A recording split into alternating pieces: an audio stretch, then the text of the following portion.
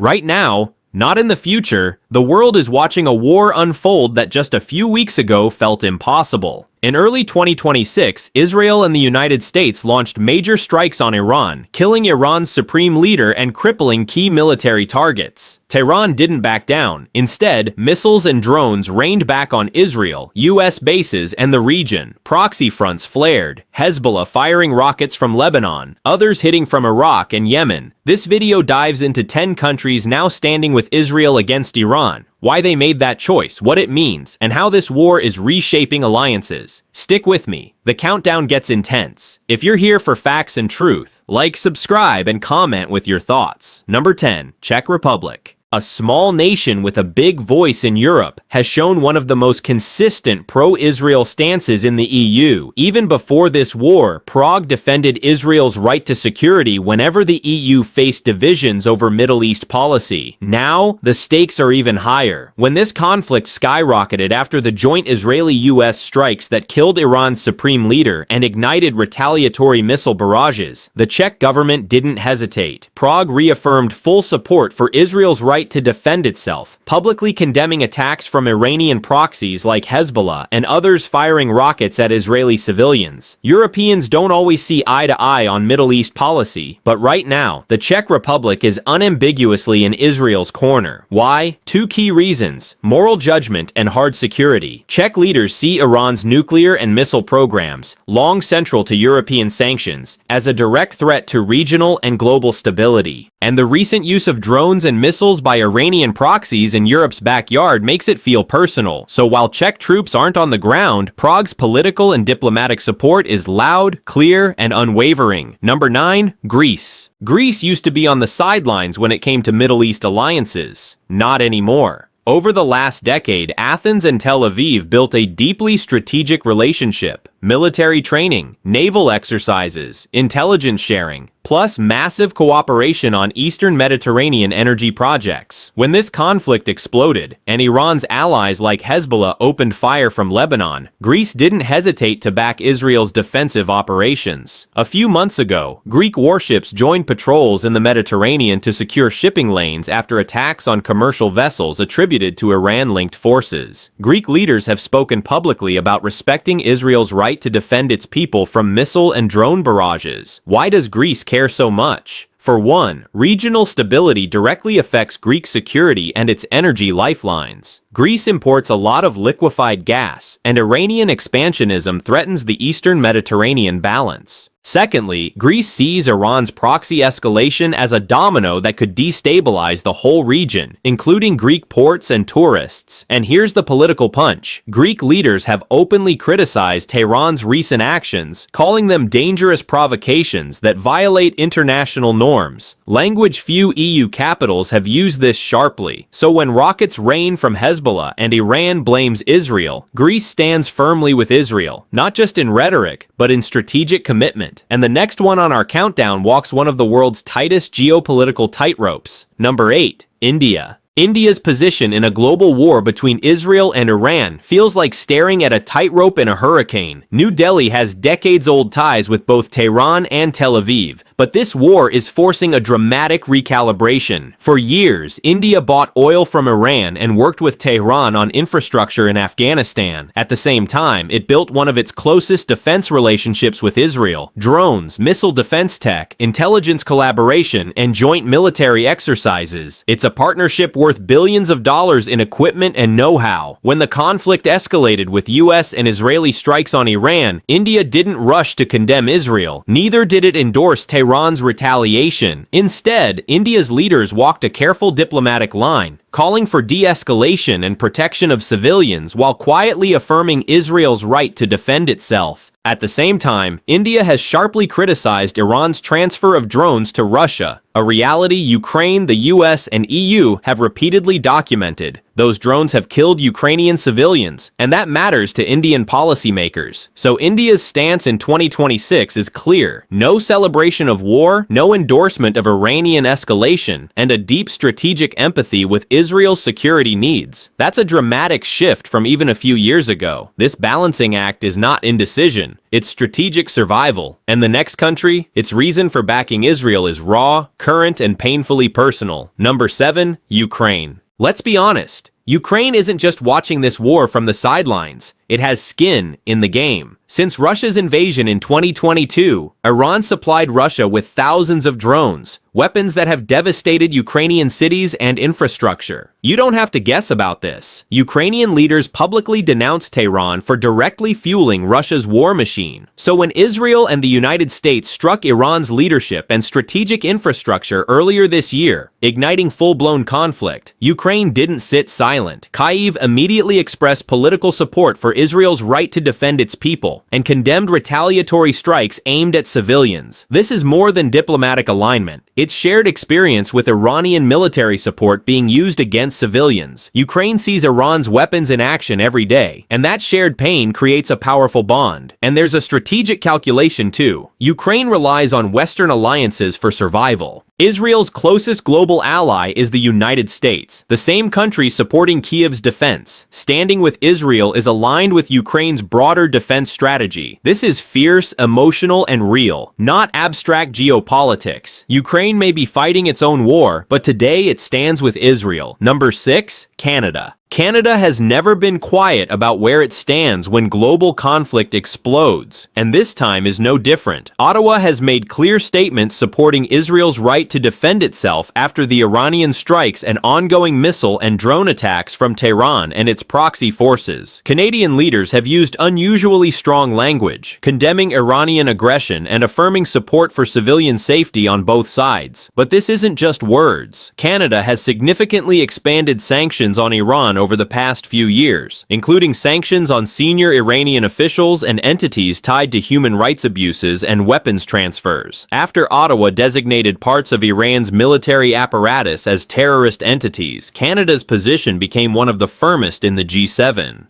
When rebels and militias backed by Iran opened additional fronts, from southern Lebanon to Iraqi bases firing rockets, Canada publicly described those attacks as unacceptable and reiterated that Tehran must be held accountable under international law. And here's what really ties Canada to Israel in this conflict. Canada's foreign policy is tightly linked with U.S. and European sanctions strategies. Washington and Ottawa share intelligence and coordinate diplomatic pressure, especially on Iran's nuclear and missile programs. So Canada isn't just standing with Israel rhetorically. It's acting through sanctions, international diplomacy, and unwavering political support. Number 5, Australia. Australia is not usually among the first countries you think of in Middle East wars, but in 2026, it stepped up in a big way when Israel and the United States launched massive strikes on Iran's leadership, military infrastructure, and nuclear and ballistic missile capabilities earlier this year, a move that changed the geopolitical landscape overnight. Australia's Prime Minister publicly supported the action. He didn't mince words. Australia said that Tehran's ongoing destabilizing influence made the strikes understandable and voiced strong backing for Israel's right to defend itself against missile and drone attacks coming from Iran and its proxy networks.